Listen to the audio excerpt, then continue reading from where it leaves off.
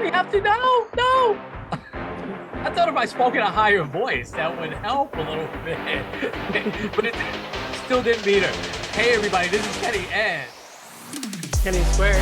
Put the Sports on the Positive Tip podcast where we like to combine sports and some faith. We probably need to do a better job at combining the faith in there because we just get so carried away with sports. So, Kenny, how you doing today? I'm doing pretty good. We started summer program or regular school programming. So Yeah, it's been that's awesome. a long week, but it's been a good time. Yeah, it's just like that, man. Summer, you can tell it's September 1st. Kids are back in school here today. And the weather was a little cooler this morning. It's so funny how it changes like that. It's been an unbelievable summer. I want to jump into first. We're going to jump into some baseball here first. But I do want to ask you, because they continue to stay in first place, is there some excitement yet about the Guardians? I mean, I think it would be amazing that they make the playoffs with that very young team. It still kind of doesn't seem that way, and I can't tell you why. Because, something I found out. I was watching a video about them. They actually have the youngest roster in Major League Baseball. But it just kind of seems like, especially here, I think the hype will start coming once playoffs roll around. Because I think at this point, right now they're a game and a half up of Minnesota. So there's still not a ton of wiggle room. Yeah. But even if they were to lose out of the Central, there's still a chance that they would be there, right there in the wild card. Yeah. Minnesota's currently 3 games out, which once again isn't a huge lead. But I don't know. It just kind of seems like everyone's kind of yeah, they're there. I don't get it. Seems like there's a lot more hype about the Browns. Or Yeah, I guess maybe hype isn't the right word, but right. We have no idea what this Browns team is going to look like. Well, yeah, we'll go into depth with them as well. I'm going to ask you to review them as well next week, because since I know you're not a Browns fan, but that's your local team, and I know you've been following it. I'm surprised. Terry Francona, man. I just, when do we put him into the Hall of Fame? I mean, what he's done with this team has just been unbelievable. I mean, they seem to trade off player after player after player, yet their farm system obviously is really good. I thought the trade, obviously the Lindor trade with the Mets, has helped them tremendously. It's helped the Mets too. So we said that a few weeks back, right? I thought that was a very fair trade. But I just, every day I look and they're still in first place. It's unbelievable. Yeah, but you mentioned Terry Francona. Since he's become manager of Cleveland, he has the second best winning percentage in all of baseball, only second to the Yankees. So he's done a tremendous job. He really has. He's just, and I've told you this before. I don't know if I said it on here. He reminds me so much of Joe Torre because of a few reasons. He was an absolute failure in his first tenure as a manager, I believe, with the Phillies, and went several years before he got another opportunity with the Red Sox. And he was like the perfect manager for that Red Sox team, the dirt and grime, Kevin Millar, all of these guys that, Varitek. He was just the perfect guy to bring those guys together at that time, that calming influence that every day he's exactly the same. And it was a shame, I felt, how they let him go. But I mean, the guy did his job. He just did a great job with that team over a long period of time. Then he gets another shot pretty quickly. I think he's on Sunday Night Baseball for a bit. That wasn't his thing. That wasn't his thing. But I gotta tell you, he jumps right back into the manager's seat. And I know he's had health issues as well that he's battled, but you never hear him complain. And he's got this team believing in themselves. It's amazing. It really is. So that Torre also, the Mets, the Cardinals, the Braves, I think the Braves first and then the Mets, that he managed, and he really had very little success. He won one division title, I remember, with the Braves, and that was short-lived. The Braves were bad after that for in a few years. So he got fired 3 different times. He goes into broadcasting as well. I believe he goes and broadcasts Angels games, and he's pretty good at it. And then out of nowhere, his name kind of just popped up out of nowhere. I know when Buck Showalter left or was fired, who knows which one that was. They just didn't renew his contract. And Torrey comes in and he's just the perfect guy at the perfect time for, to manage and the craziness that was the Bronx at back then. And him and Francona, they just remind me so much of each other. It's amazing. Torrey was obviously a Yeah. much, much better player. Although Francona was a huge prospect and he got hurt very early in his career, if I remember that right, too. And what is that? Torrey just had, I think, an excellent, excellent playing career. Let's jump in. I got to tell you, man, I am so disappointed. It's not my team, but I, I'm so disappointed in the Yankees. I just think that they had the momentum. They sweep the Mets. They get back. They right the ship a little bit. That Blue Jays series, they sweep the Mets now. And you can't take any of these teams for granted. The A's have had a horrible year. So have the Angels. The Angels have gotten a little bit healthy, right? They've got Mike Trout back, but there's still a lot. We've talked about them before. There's still a lot missing with them that we can't put our finger on. But nonetheless, the Yankees should go out there and I don't want to say sweep every game because sometimes that's very difficult, but you got to be taking 3 out of 4 and 2 out of 3. And I'm really disappointed that they've kind of taken a step back here. And all it's going to take is, Tampa Bay or Toronto to get blistering hot. And next thing you know, you got a race. And I'll say this, and I want to hear from you now for a bit. Maybe that won't be the worst thing in the world for them if they get into a race here in September, because we'll talk about the Mets in a bit, but the Mets seem to play in big game after big game every single night, and they're selling out the stadium every single night. The atmosphere is electric here with the Dodgers. It was with the Braves, and maybe that's not. And I think that prepares you for October a lot more than running away with a race. But I just the Yankees right now, I don't see them beating the Astros. I really don't, and I'm just really disappointed in the way they played the last week and change. So, floor is yours, young man. I'm so puzzled. What the heck is going on with them? Yeah. I think disappointment is putting it lightly right now. Because I agree. I look at last night. I didn't watch it because it's on at 10 o'clock at night. But the biggest thing, Shohei Ohtani, can't take anything away from the guy. Now it'll be a very interesting thing. This might be a late September conversation. Judge is now 11 home runs away from breaking a record that's been in place, American League home run record, now for almost 60 years. No doubt. Yeah, he's gonna do it.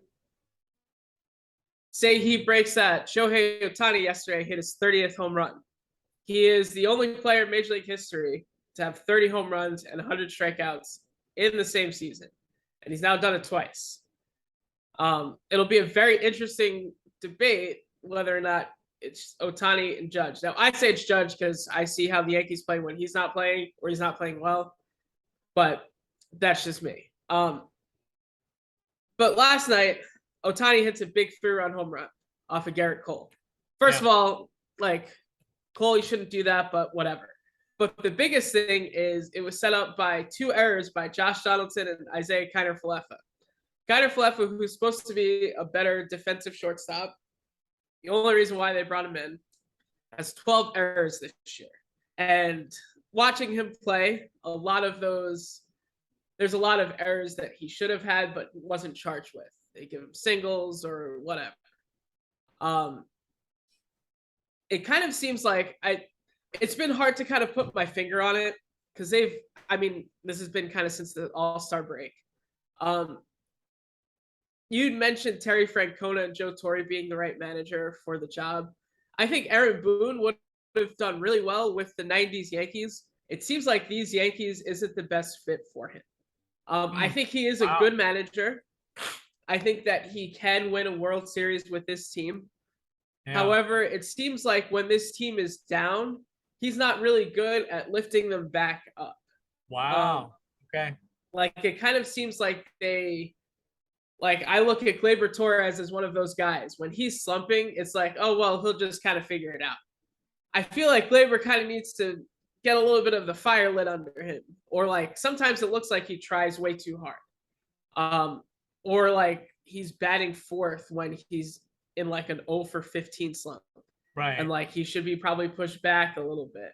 Like I feel like sometimes Gleyber puts a lot of pressure on himself, and I don't know, like this could all be like absolutely fine in a couple weeks if the Yankees pull off a Yeah. few of these series victories. But like you said, I think that it's big that they kind of have a race now. They have a 6-game lead, which this is It's the down to 6 closest games. anyone's been.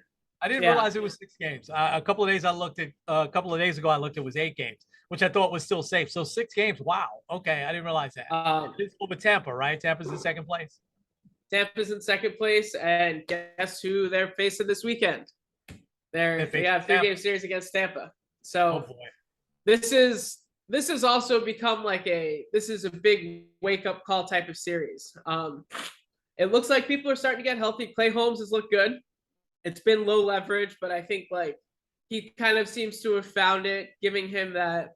That's big. I don't want to say Phantom IL because he might have actually been hurt, but giving him some time to recuperate, I think has been really good. Nestor Cortez seems to be fine, even though he's currently on the injured list. They say he's going to be available as soon as he's eligible to come off. And let me stop you for 1 second. There's got to be some oversight on that, right? I mean, you can't just put guys on the IL just to get the rest or something like that, right? I mean, I don't know. I don't know how that looks. Doesn't MLB have some oversight on that? No?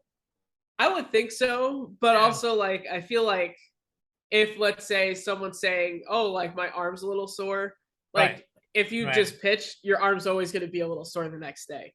So I think maybe they might, like maybe they're exaggerating something. The other thing, Severino is supposedly like starting to ramp up some activity, so that would be really big. They're talking possibly him starting in the bullpen and then ramping up to about hopefully 80 pitches before the end of the year. Okay. So that might be really good. Also, Harrison Bader, haven't heard much from him, but they say he's on a ramp up activity too. Yeah, right. Harrison, yeah. Okay. Yeah. So that might add a little bit of a spark too. So I don't know. It's a huge series this weekend. I think having a race, especially since like this team has kind of tried to go on just like autopilot the last month. I think having an actual race will really be helpful for them. Because like, the Astros are still looming out there in the ALCS. And do I think the Yankees could beat say a Seattle or a Cleveland or a Toronto in a 5-game series? Sure. I think they have the starters to do that. I think they have the offense if everyone is pretty right. But getting past Houston, getting past, say, the Dodgers or the Mets or whoever would come out of the National League, that's a whole other challenge. Yeah. And as far as like moving forward in this team, like looking past this year, Kiner Falefa has been a very good stopgap guy, but I don't think he should be the starting shortstop next year. Okay. I've kind of soured on him a little bit, especially after seeing that he has 12 errors. Let me look this up, but I wouldn't be surprised if that. Defense. Yeah. And he did win a Gold Glove last year, so I know it wasn't at the same position, but all right. I don't know. I think go ahead. Yeah, go for it. So what's happened, and I was a big advocate for Anthony Rizzo. I still am, because I think he's a winning ball player. He's not good. He's great defensively at first base, and I think that you really need that. What has happened to him? Where has his offensive game gone? I think for him, it's been injuries. Okay. He's missed a few like a few games, a couple series here and there with some back issues. Um, so I think that's kind of been it. I think also he might be one of those guys trying a little bit too hard.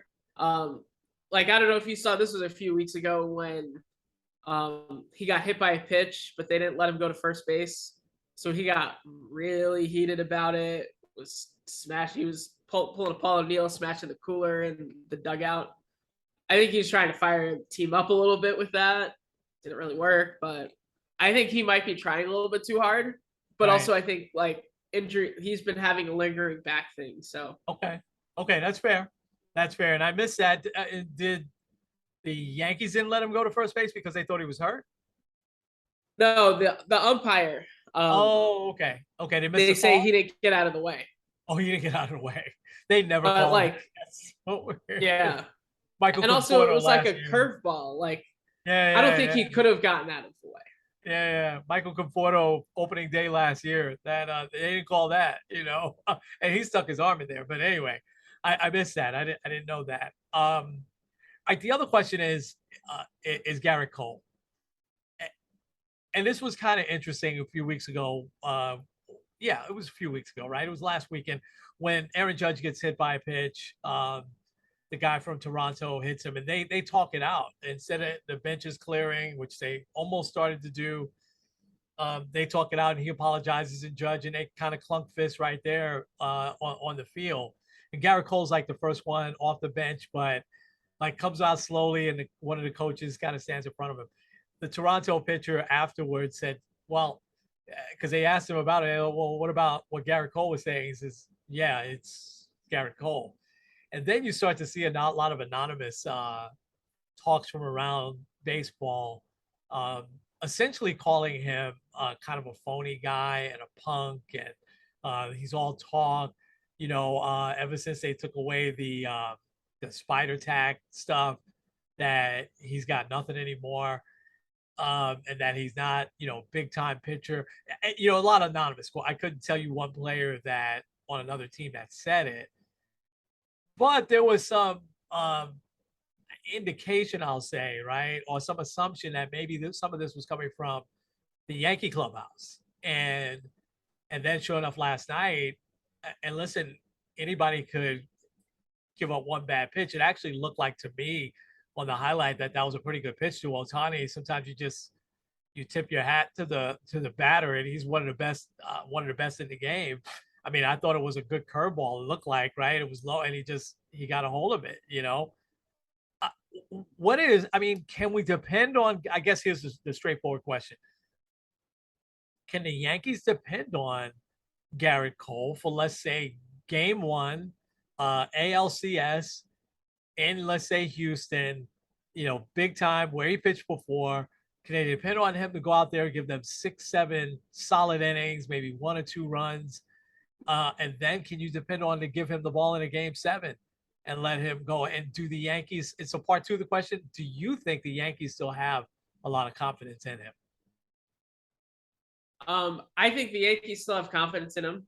Okay. I would say because even though Nestor Cortez has played better than him this year, at times Domingo Germán, look at his numbers the last few weeks, they've been pretty good. I think they would still give the ball to Garrett Cole in a Game 7. I would not. Wow.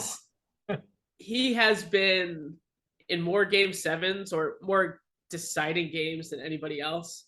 I think he's only won 2 or 3. But I would give him Game 1. I would trust him to set the tone early, and I think he would do it. Sometimes the pressure isn't the greatest for him. But I think he is starting to emerge as a leader in the clubhouse. I think that he can lead the team in that way. He also, while mechanics wise isn't as sharp with the spider tack, he's still very good. He's very cerebral pitcher, kind of like David Cone. Yeah. And that's one of the things that always bothers me when people are like, oh, well, he was only good because of spider tack. I don't necessarily think that's the case. Yeah, because you look at a lot of his, you look at some of his numbers from this year or some of his numbers after the spider tack last year. His best start last year was after they cracked down on it. So I still think he's a very good pitcher. I think sometimes, especially like if he kind of gets in his head, it can kind of get to him. Last year obviously was a disaster start. It Yeah. might be because of an injury, but either way, like Yeah. that's still on you. But also Yeah. 2020, he played against the Rays. He wasn't the reason why they lost. I think Yeah. he started 2 games there and was excellent. Yeah. So Yeah. um Yeah. Yeah. I don't Um, know. well, you answered it. You said that. You surprised me though a little bit because you said you would not give him the ball in Game 7. You maybe have him coming out of the bullpen or something. Um, that's I think you represent a lot of the Yankee fans there when you say that, and you compare him to David Cone for a second, and I think that's a really good comparison. But I gotta tell you, man, David Cone was ice water in his veins in those big spots, whether it was with Toronto in the early '90s, and then when he was on the Yankees, if I remember right, twice, right, and always got into the postseason. And he just was so good. He was he just was ice water. He's one of those guys that I would say falls pretty short of the Hall of Fame. Had a really good regular season career, but there's a lot with him with the postseason, sort of like Andy Pettit. How I've always said that I would probably consider him a lot more. All right, let's shift gears. We got to keep an eye on these Yankees, man. I'm worried for you, man. It's not my team, and they're driving me crazy. I'm just like, wow. All right, Mets Dodgers. What a series this is so far, man. This is like postseason baseball in late August and now September 1st. They're a little disappointed tonight. It's not a night game, probably because the Dodgers have to travel back to the West Coast. But it's an odd 4:10 start on a Thursday, so that does afford me to watch it. And last night was an old school pitchers duel, 2 hour and like 13-minute game. Can you believe that? Like 9:30, the game was over. I was like, wow, what am I gonna do with the rest of the night? So um the Dodgers, I'll say this: the Dodgers are just so deep. They're so good in every position, and they tend to take these pitchers off the scrap heap a little bit and just turn them into just great pitchers. Thus, Tyler Anderson last night. I mean, they just have such a deep team. I'm wondering what's happened with Cody Bellinger. He seems like a fallen star because this is kind of second year in a row that it's been not great. I think he has 17 homers, 54 RBIs, but he's batting 201, which is Oof. surprising. Yeah. But see, you can have somebody having an off year when you have a lineup like that. Mookie Betts, the home run he hit against deGrom last night, I mean, just showed what a player he is. Now he's jumping into the MVP conversation, right? He's got 32 homers now, and which is surprising. He's got one more home run than Pete Alonso. I think Goldschmidt right now is most definitely the National League MVP, but I think you can make a case for Trey Turner. I think you could make a case for Mookie Betts, as well as even a case for Pete Alonso with his 101 RBIs. But listen, the Mets held on last night. Brandon Nemo makes the catch of the year. I mean, it was just an Oh yeah. unbelievable catch in a big spot like that. Justin Turner, who kills the Mets, of course, Mr. X-Men. And but it was so much fun to watch, and it just seemed like a postseason game. I want to take you to the weekend also, and you probably caught parts of this because they were both on the Saturday and Sunday game with national TV. But the Braves Cardinals had a postseason feel to it. The Cardinals are playing so well. And I thought if there's a team that's going to cool the Braves off, it would be the Cardinals. And sure enough, they did a little bit. They slowed them down just a bit. But both those games on Saturday night and then on Sunday night, they got the walk-off walk on Saturday night, and then Sunday night, Tyler O'Neill hits that huge home run over the center field wall in the eighth inning. It just had a great feel to it. The Cardinal fan, and they sell that place out every night anyway, but they were a lot louder than they normally are. Cardinal fans are usually very polite and everything. So it's been so much fun watching these games in August. I just can't wait for September. But I like where the Mets are at. I know it's still just 3 games, but I think this pennant race is going to do them well, in October. And um, I got to get to Jacob deGrom for a second. I know you love the stats, so I'm going to give you a couple of stats here.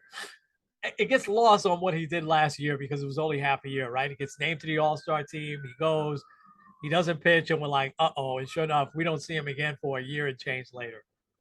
But last year, he was 7-2 with a 1.08 ERA. But here's what's been so stunning. And Gary Cohen gave a stat that's going to blow you away in a second. What's so stunning about him is the strikeouts to walks. Last year, and just that half a season, he had 146 strikeouts. He had only 11 walks last year. Wow. Amazing. That's crazy. So far this year now, with last night, he's 4-1 with a 1.98 ERA. He's got 55 strikeouts and just 3 walks. So you're throwing 100, 101, 102. He hit 102 again last night. Yet you have such control. It's unbelievable to me. And here's the one I think that's going to blow you away. He's only gone so far this year 3-0 on just one batter. He's gone to 3-0 on just one batter so far. I mean, now Jacob deGrom is 34 years old. Because he started a little late. He had Tommy John surgery early, and he was out for a couple of years early. And so he started his career a little bit later with the Mets. So he's a little older than you would think. Sometimes people would think, oh, man, he's probably just 30, but he's 34, but he's just getting better and better every single year. It's unbelievable. And the control that he has is just unbelievable. So, and he's going out deeper. He had 93 pitches last night and pitched 7 innings. And so he's going a little further. But against that lineup, only 3 hits, that the Dodgers had.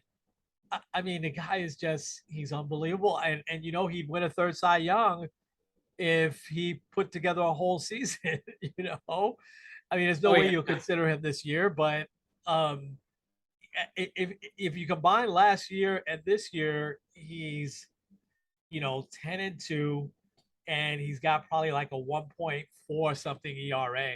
And then you combine the strikeouts, he's got over 200 strikeouts with 14 walks.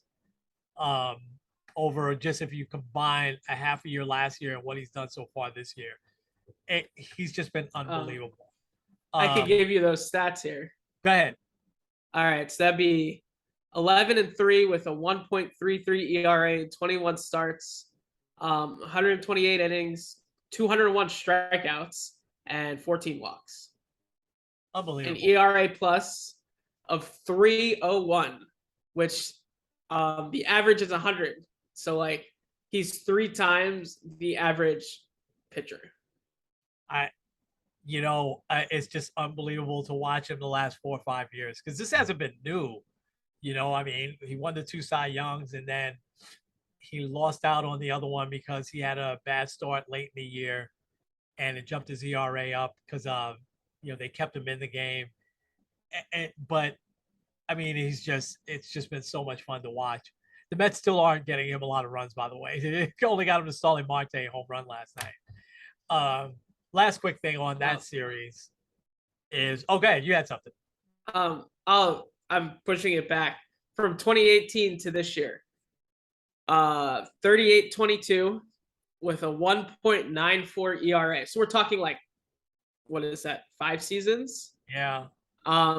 He has 829 strikeouts and 122 walks and an ERA plus of 2.05. And his FIP, fielding independent pitching, so it kind of takes out the factor of how good your defense is a 2.10. So it kind of matches his ERA, which means he hasn't been helped a lot by a lot of like great plays in the outfield, things like that. Right. Crazy. Except last night. Except last night. I'm just trying to find some comparisons, that 4 or 5 year period with Pedro Martinez, probably a 4 or 5 year period, even probably a little longer than that, of Roger Clemens, before steroids. And then, even if you want to say after, when he was with Toronto and the Yankees, he was unbelievable. but you probably have to go back to Sandy Koufax in the early 60s, maybe I would say 61 through when he retired at the end of the 66 season. That 5 year period was unbelievable. And obviously, you had sick records with, 22, 25 wins and stuff like that because they pitched, complete games back then. And Dodger offense wasn't good back then, even though they won, a couple of championships and went to the World Series a few times. It's hard to compare, what he's doing to anything else. Speaking of comparing, you can't compare the best. We used to think Mariano Rivera's. I don't know if you've seen this. We used to think Mariano Rivera coming out to Metallica was great, and Enter Sandman. That was, and it was. But they don't even go to commercial now when Edwin Diaz comes out. And last night, the actual guy, there's really a guy named Timmy Trumpet. Yeah. And he's been at the game the last few nights. And last night, he got to actually play the trumpet. I don't know if he was really playing or not. It had a microphone on it, so maybe he was. But it's unbelievable what he's doing. And Diaz has been just as good as deGrom this year. Which and listen, these first couple of years with him was hit or miss, especially his first year. Hitting home runs off him left and right. But he's got 29 saves now. He's probably like at a 1.48 ERA now. I don't know, something like that. But you're selling him short. 1.38 ERA. He's a 1.38 ERA now. Wow. He's been just unbelievable. And it's ice water in his veins now. He comes out and he's so focused. And he gave up a run, which everybody was stunned. I think I told you that. He gave up one run first time since June, sometime in late June, And listen, Met fans and New York fans in general, right? We could be like this. If you're playing well, man, we love you, boy. But, man, they used to boo him when he'd come in. And, second coming of Armando Benitez, But, boy, oh, boy, he's just been outstanding. And it's exciting to watch. All right. Let's jump. Yeah, go ahead. I want to add a couple of things to him. First of all, he's pitched 52 innings and struck out his 100th batter last night. So that's crazy. ERA plus of 2.84. So also he's well above average there. But I will say this. I feel like, because I've seen it a few times, I think the trumpet entrance is definitely right now the best entrance in baseball. Best walk-up song of anyone. Yeah. But what will make it iconic and memorable is picture this in, let's say, the NLCS Game 5 against the Dodgers. Yeah. Mets up 3-1 in the series. He walks in to that, shuts him down. Mets go to the World Series. That's what'll make it iconic, is doing it in the postseason.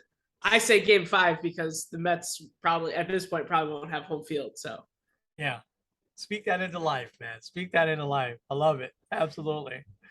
Hey, so we're gonna hold off on our football stuff till next week, but just I have a couple of quick questions for you. Are you optimistic with the Giants? And we can go into a lot more detail next week. But are you optimistic with the Giants this year? Yes. Kind of cautiously, but I think this is a very big prove-it year for Saquon Barkley. I think it's a big prove-it year for Daniel Jones. Yeah. I think if things kind of go south very quickly, you're not gonna blame the GM. You're not gonna blame the coach. Shane and Dable are gonna be there next year, but Daniel Jones won't be there next year. Saquon Barkley, if he can't stay on the field, he's not gonna be there next year. Kenny Golladay got a lot of money to not catch a touchdown last year. I have as many touchdowns for the Giants last year as Kenny Golladay did. So I think this is a big year for a lot of these guys, and this team will look very different if it's not. Also, you look at the NFC in general, who's actually good? I think the Eagles will be a better team this year. You got the Cowboys, you got the Bucks, and you got pretty much every team in the NFC West. But outside of that, there isn't a team that's oh my God. I guess also the Packers too. But there isn't really a team that you're oh my gosh, this is my quarterback is definitely not better than their quarterback. Not the Yeah. case in the AFC when you've got like Patrick Mahomes, you have Russell Wilson, you got Justin Herbert, Josh Allen, Joe Burrow. The list goes on. Lamar Jackson. I should what, but either way, there's a lot of quarterbacks in the AFC, not as much in the NFC. So I'm cautiously optimistic. I don't think they'll make the playoffs, but I think they could at least improve on their win total. So Okay. All right. That's good to hear. And yeah, I want to break that down a little further next week. And why? And Saquon is angry these days. He's like, because he doesn't feel the love from the fans like he did, I think, his first year or so. But if he's healthy, I think he'll be back. I think he'll do well. We'll see. I'm real quick. I'm optimistic with the Jets. I'm also like you, a little cautiously optimistic. But the Jets finally have some playmakers, which they haven't had in a long time. And they've got a couple of really good guys on defense too. And I loved what they did in the draft. It was probably the best draft that I can remember. And maybe it's a little too soon for me to say that because obviously they've got to now prove it in the regular season on the field. But at least in the preseason, these guys looked really, really good.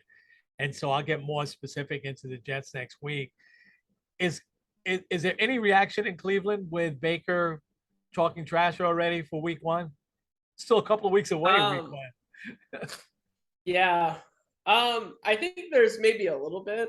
There's Yeah. kind of the nuts. Because being here and kind of seeing how Baker played in general, like he always played well against the Bengals, especially the first couple years because oh gosh, why is his name escaping me? Hugh Jackson Yeah. was there. Like I remember that game when he was first like as an advisor on the sidelines. And anytime he would do something, he would stare right at him. Like chip on his shoulder, Baker is a very scary quarterback. Yeah. And Yeah. and also like the Browns already have egg on their face with the whole Deshaun Watson thing anyway. Baker throws 3 touchdowns for 350 yards and like gyrates on the sidelines as he goes. It's gonna look really bad really quickly. I can picture that And happening. Yeah. also Baker has a lot to prove this year because he's looking for a Yeah. long-term deal anyway. So Yeah. Yeah. Yeah. He does. but it seems like the other guys like Myles Garrett kind of said, yeah, like we've appreciated Baker, but we're gonna try our best to win anyway. So it seems like once again, it doesn't seem like the team really cares that much, but they're Right. just treating it as another game. Yeah, I think what you and I can add next week is let's preview some of the big games in week one. That's right there with it, as well as the Monday night one that we're having an event for the men here. Seattle and Denver. That should be interesting. There's no hate there though, right? With Russell Wilson in Seattle. I mean, I think the fans there, I think, love him. 2 Super Bowls. He took them to 2 Super Bowls, won one, but I'm sure there's a couple other big matchups, right? That's probably what you're looking at. Yeah. Well, this was something that came out just before we got on here. Okay. Russell Wilson signed a massive extension, 5 years, $245 million, 165 guaranteed to obviously stay in Denver long Wow. term, which I mean, Before he's throwing one he was back. going to anyway.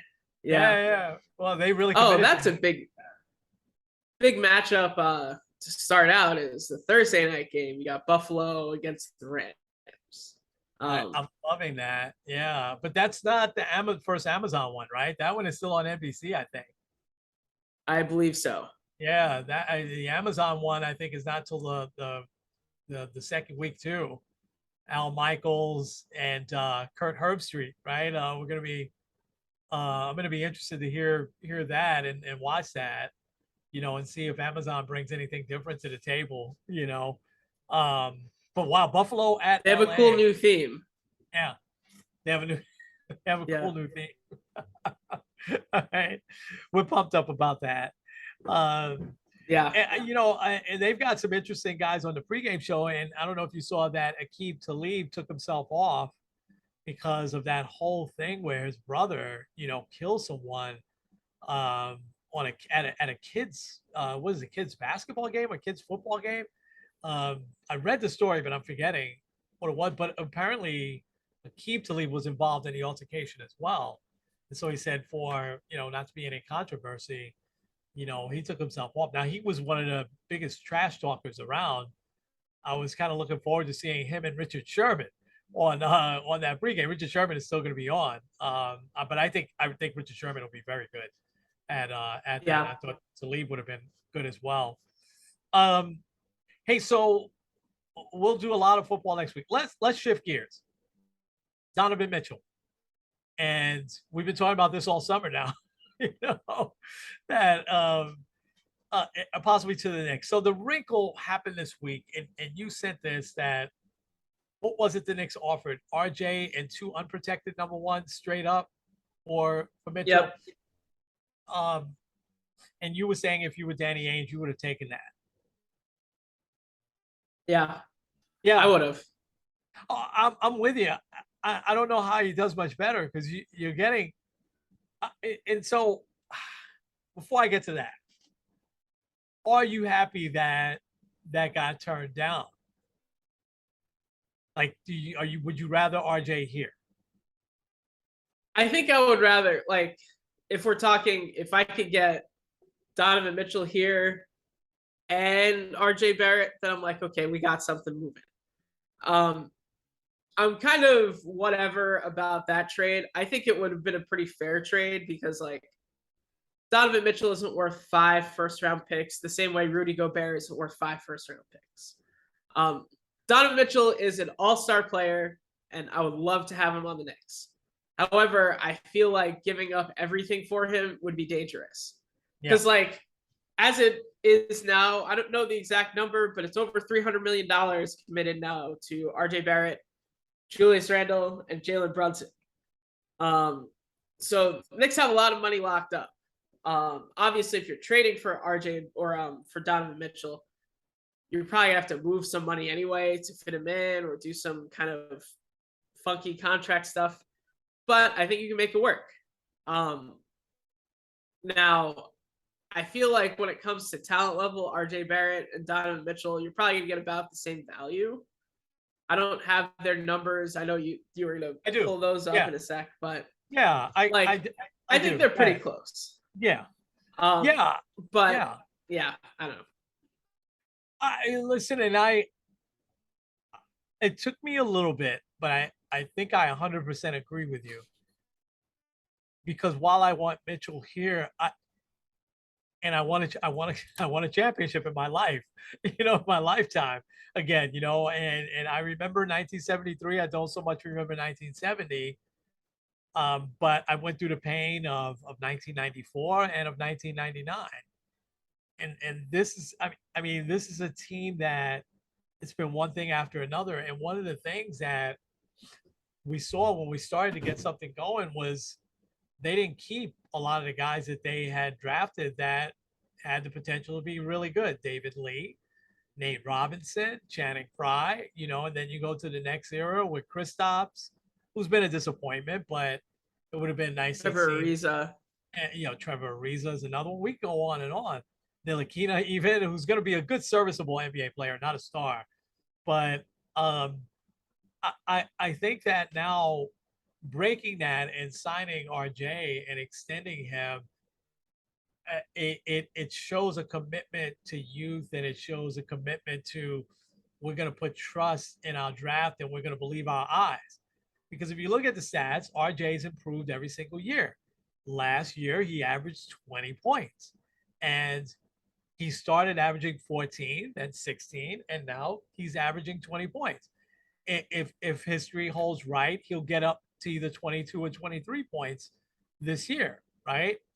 Even though, you'll have Jalen Brunson who can score, as well on the team. He averages about 3 assists, RJ, but that's not his role, right? Now, Donovan Mitchell, on the other hand, pretty much for his career, is averaging 26 points a game, and he's averaging 6 assists a game. So he's pretty much an all-around, scorer and disher. And right now, I don't think anybody would argue this, right? Right now, he's a better player than RJ Barrett. 3 years from now, can we say the same thing, or would we be talking about them in the same breath? And again, Donovan obviously being a little older, so maybe that's not 100% fair. I just think it shows a great commitment now to, okay, we're going to draft people. And yeah, they re-signed Mitchell Robinson as well, but we're going to draft people and we're going to try to hold on to them and not just, get rid of them. And we'll add pieces here and there. And so I think if you can get now Mitchell without really gutting everything, and let's just play it out, right? You have Mitchell and Brunson in the backcourt, and then you have Randall, RJ, and Mitchell Robinson. I'm with that starting five. I'm ready to go to war with that starting five. Now, Yeah. who else you got? And Derrick Rose will be back, right? So you have him obviously coming off the bench. Because I don't think Utah's going to want Derrick Rose in a trade. No knock on him. I think they're looking for youth.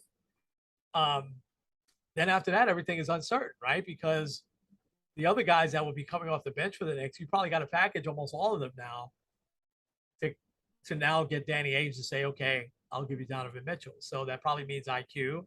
That probably means Quentin Grimes, and it probably means Obi.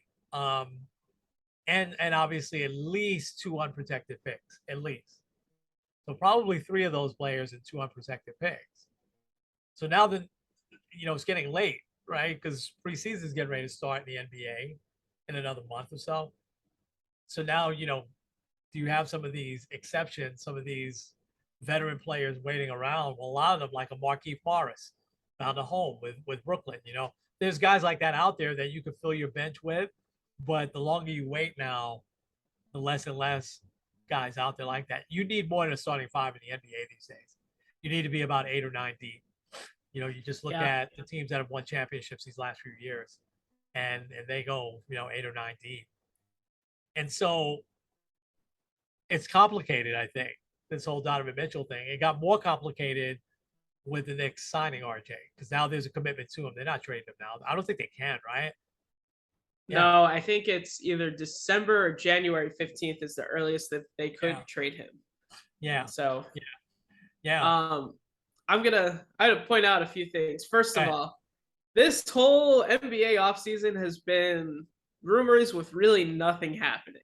Yes. I mean, Kevin Durant, I think I'm going, but I'm not. Kyrie, the same thing. And now here, also very quietly, Russell Westbrook. Because LeBron is signed there long term. It sounds like they're running it back, which to me is still kind of crazy. It just kind of maybe they aren't running it back with Russell Westbrook because they signed they traded for Patrick Beverly, his mortal enemy. So that'll be interesting. But it's been a lot of rumors, which kind of because we talked a little bit about how player mobility can be good. But it kind of also seems like it's fake player mobility a little bit. So I don't know. I kind of do hope that they can pull off a trade, but also don't gut the team because it'll remind me so much of Carmelo Anthony, where the core was going really good. It seemed like things were going in the right direction.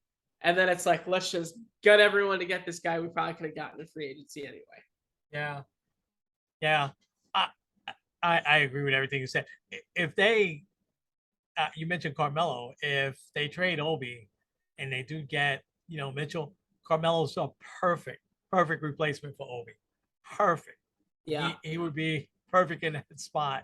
He still has at least another good year or two coming off the bench for a team, I think, and for a contending team. And I think the New York fans will welcome him back, with open arms. But you're right, that Mitchell trade can't feel like that. We had very short-term success. We couldn't sustain the success that we had, that first full year with Carmelo. We had the 54-win team, which we still talk about. And then following year, they won 38 games. And then here comes Phil Jackson, and away we go. It was all downhill from there, So, and then came Derek Fisher, and coach after coach, that Kurt Rambis. I mean, listen, this is going to be interesting to watch. And I'll go with the 5 we got right now. I like the 5 we have right now. I'd love it more if we added, listen, so the 5, you'd replace Mitchell with Fournier, essentially, right? Fournier would probably be the other starting guard with Brunson. Yeah. And I mean, Mitchell's a big upgrade from there. No knock on Fournier, right? But Mitchell's a big upgrade from there, man. And Fournier will probably have if he's still here, he'll probably have a much better second year than he had first, more consistent. We saw flashes on him where he couldn't miss. He's hitting 30, 35 points, All against the But Celtics. against the Celtics, yeah, yeah. And it seems like a guy who played hard and everything. So, love to see him do well. All right. I think all we have is some inspiration stuff. So I'm gonna jump first, and then let's see what you have, and then you'll close us out. So RJ Barrett is the first Knicks since who to sign a rookie extension? Charlie Ward, right? Charlie He Ward. broke the Charlie Ward curse. He broke the Charlie Ward curse. Charlie Ward is such an interesting guy. So that's going to be my inspirational stuff real quick. And you might know this. You were too young to remember it, but Charlie Ward, 1994, won the Heisman Trophy. He was the quarterback at Florida State and took them to the national championship. And he had the makings of a good NFL career, I thought. But this was the days before, the Russell Wilsons and the Lamar Jacksons and these guys that, Cam Newton, obviously much bigger guy, but the guys that also had the running game, mixed in along with the throwing game. Charlie Ward was one of the first ones that had that. And but Charlie Ward was also pretty small and for a football player. And so it was him, though. I think some teams would have took a chance on him, but it was him before the draft came out and said, I'm not sure if I want to play football, but I am sure I want to play basketball in the NBA. And so Florida State, they certainly didn't make the Final Four that year, but they made a run. And so that was the first time I remember seeing him play basketball. I'm like, oh, wow, is that the same Charlie Ward? That's their point guard? That was the quarterback. And sure enough, the Knicks drafted him, and he's with the Knicks for 9 years. Now, these numbers don't sound great. He averaged 6 points and 4 assists for those 9 years. But the thing is, the Knicks made the playoffs every year when he was with them. They made the finals in '99 with him as their point guard. Every year the Knicks will say, we got to upgrade a point guard. We got to upgrade a point guard, and they go out and sign other guys and stuff like that. But sure enough, man, the starting point guard every year for those 9 years was Charlie Ward. And he was a steady influence. And, especially when Allen Houston came on the team about midway through his, through his tenure with the Knicks. And he played 2 more years, and he was a coach in the NBA for a little while, assistant coach. Mitchell played one, not Mitchell, Ward played 1 more year with San Antonio and 1 year with Houston, if I remember right. And so he started to openly talk about faith quite a bit. And sometimes it was controversial because he would talk about faith and human sexuality, and he wouldn't be asked these things. He would just start to talk about some of these things. And he started doing the prayer at the end of the games, which I'm not sure if the Knicks still do, but they did for a long time after he was gone. And so he was very, very open about his faith as a Christian and how it drove him, day in and day out. Ironically enough, it's in '97, I think it was, when the Knicks could have went back to the finals and they get into the big fight with the Miami Heat. It was him and PJ Brown, who is also an outspoken Christian these days, that get into this a huge brawl. They start it, and then everything breaks out, and all of the Knicks get suspended for a game or two because they come off the bench, and it was just, we don't have to relive that. But Ward now runs the Charlie Ward Family Foundation, which raises millions of dollars for churches and for families. And he spends most of his time. He's a broadcaster. I think he does like a pregame show for Florida State, football. But mostly what he does is inspirational speaking, where he combines what you and I are trying to do. He combines faith along with sports. And so Charlie Ward turned out to be a very interesting guy. He's only 51 years old. A year or so ago, and this made very little headlines at its time, he had a stroke. And he since has become also an advocate on men changing their diets, especially African-American men in that age range. And, he's changed his diet. He works out a lot more than he did before. Fully recovered from the stroke, but it was pretty scary for him. But Charlie Ward, inspirational guy, had an excellent NBA career, and very interesting that he won the Heisman Trophy and never played it down in the NFL. I wonder if he's the only one. I didn't look that up. He might be the only person that won the Heisman and never even played once in the NFL. So anyway, that is my inspiration. And knowing you, I know the look on your face. You're looking that up right now to see if anybody else won the Heisman and never played in the NFL. Go ahead. What'd you find? Apparently, there's actually 11 guys. 11 No, guys. sorry. Wow.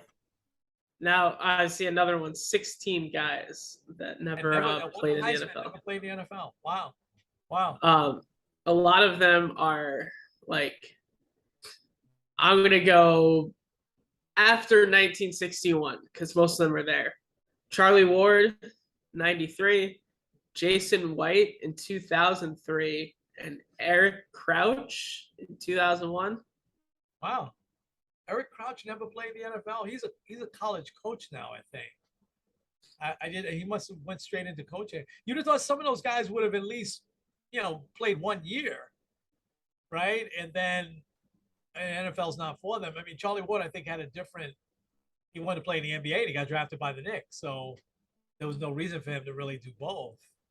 But Jason White, I remember him in college. He never played in the NFL. Wow. Wow. That's interesting. Wow. I would have sworn Charlie Ward would have been the only guy. Anyway, let's turn it over to you, man. Yeah, I'm going to start this out actually with a question. So you can't pick your team, or let's just say any New York team. What team do you think would make the best story in winning the World Series this year? Who would be like the most liked team to win the World Series? Where everyone would be like, yeah, obviously not the Astros because right. So taking the Mets and Yankees out of it. Yeah. You know what? I would go with the Guardians if they won the World Series. I would say that's a good one. Yeah. National League, real quick. Maybe the Brewers because they're still in the playoffs right now. I think. I don't think anybody's expecting them to go far in the playoffs. So I would say maybe the Brewers in the National League and the Guardians in the American League. That's interesting because those actually I would have not said either of those teams. I would say the St. Louis Cardinals.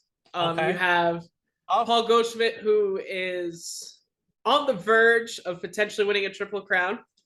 Nolan Arenado, who played all those years in Colorado, and it seemed like they didn't want him. But really, I think one of the bigger stories would be the legend, the old guy, the guy that's probably retiring after this year, Albert Pujols. Yeah. He's only a few home runs away from A-Rod, a little bit more than that away from 700, a very exclusive club. But you kind of look at his story of like the amazing years in St. Louis and then his so-so time in Anaheim and then kind of the weird time with the Dodgers and then this year kind of being like his swan song. I think it would be a great story for him to go out just like he went out with his Cardinal career with the World Series to finish off his full career winning another title in St. Louis. That's a great one. Yeah. And I think what's very interesting to me is how people can be dominant for so long.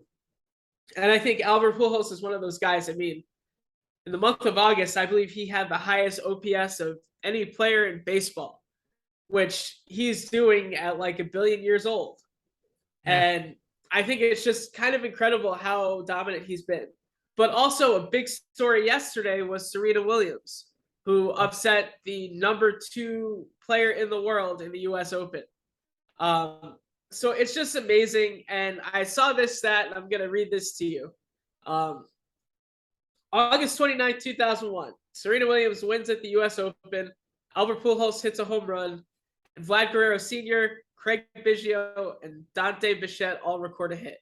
August 29th, 2022, Serena Williams wins at the U.S. Open. Albert Pujols hits a home run, and Vlad Guerrero Jr., Kevin Biggio, and Bo Bichette all record a hit. I think it kind of goes to show you both Serena and Pujols are not just like really good players, but they've been dominant for years. And I feel like sometimes people don't give them the credit they deserve. Like Serena Williams, you could argue is like the best athlete of our generation. And Albert Pujols, I remember Manny Machado had said this right around the All-Star break. Like, why aren't more people excited about him? I think now you kind of are seeing it, and especially like imagine how much headlines he'll make if he hits like a huge home run in the playoffs. Say like home run to beat, I don't know, say Milwaukee or someone like that. Like it'll be a really big story. But I think it kind of goes to show you there's a lot that can be said about consistency, and a lot being said about being dominant for that long. Yeah. Wow. Kenny, you outdid yourself. That is outstanding. I love that research on that. It's amazing that fathers hit home runs on the same day as Pujols, and then 21 years later, Pujols is a home run and their kids hit home runs. I gotta tell you, Serena, we'll talk more about her next week, right? Because I think the story will unfold this week. It's amazing what's happening with her. Here's a question I've asked myself this year. Not big. I've never liked politics. But you don't have to be a tennis fan all the way. I just wonder what the guy and would you have out there? And I know they play the mixed doubles, but it's just one-on-one. I'd love to see. I would love to see him some years ago go against like Pete Sampras or some of the best, men tennis players because she's just been so good. She just had that combination of speed and strength, that makes up the tennis, and she's broken so many barriers for not just women of color, but think about when I was a kid, the tennis player wore white shirt, white shorts, white sneakers, and they had sweatbands or a headband like John McEnroe had. That was a big deal. Oh my god! And now she started wearing different outfits, different colors. Beyond War was another one I think. Beyond War. I'm thinking of Agassi? Andre Agassi, yeah. He was one of the first ones to come in and started wearing different colors and stuff like that. But she definitely took it to another level. We got to talk more about her next week. Just amazing. That's a great stat, man. I love that, and that's crazy inspirational. So now you made me think, yeah, Cardinals, absolutely. That would be a lot of fun. All right, man. I'm gonna put the music on the podcast side. I'll add some music to this. Take us home, All righty. This is Kenny Squared End Kenny. with Sports on the Positive Tip. We will see you guys next week. Absolutely. Go Yankees this weekend. Yeah, straighten it out, Yankees. Come on, man.